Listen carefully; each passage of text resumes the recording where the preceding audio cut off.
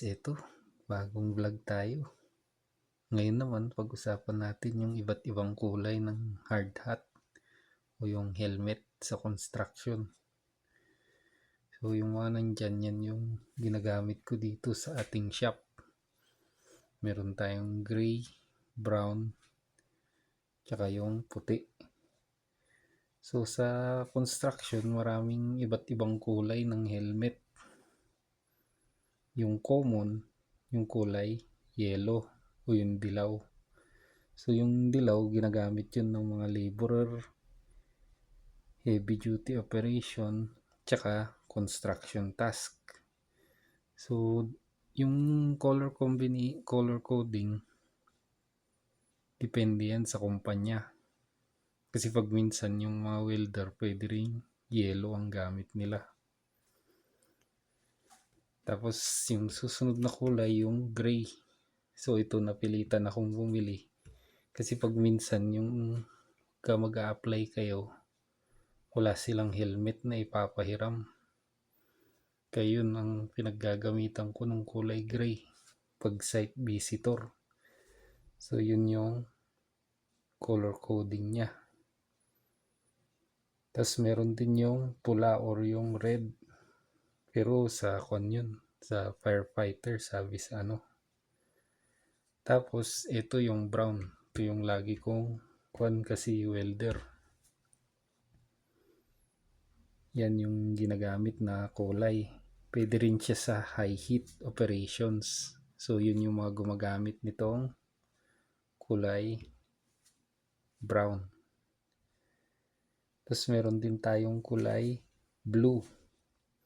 Yung blue naman, pwede yan sa electrician, sa mga technician, at pwede rin sa carpenter. Yung susunod na kulay, meron ding green. So yung green para naman sa safety officer. Tapos meron din tayong kulay pink. Pero bihira. Pang female workers yun or pag nakalimutan mo yung helmet. Kasi sa ibang kumpanya, ginagamit yun additional helmet. Tapos yung next na kulay naman, meron yung puti. Pero itong puti, hindi ko ginagamit din. Kasi yan para yan sa supervisor, manager, contractor, engineer, tsaka yung foreman. So yan ang kulay nila. Tsaka meron ding orange. So yung orange naman para yun sa roadworks or yung mga marshal. So again, di ba sabi ko nga, pwedeng flexible yung depende na lang sa kumpanya yung kulay na ibibigay sa inyo. Kasi pag minsan mahirap din maghanap ng helmet. Kasi pag minsan out of stock, lalo na yung kulay yellow. Yun yung parating out of stock or hindi available. Kasi pwede siya sa general construction. So dito sa ating channel, lagi tayong nagpapaalala tungkol sa safety.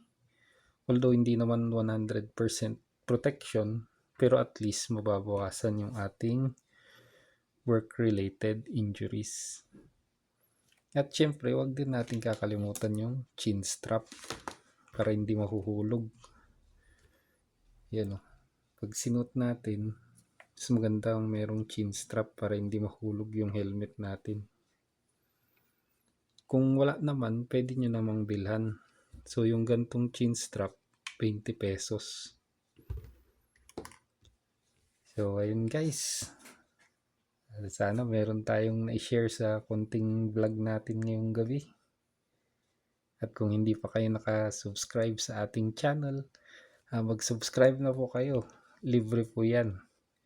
At syempre, i-on nyo rin po yung notification bell para updated tayo sa mga bagong video.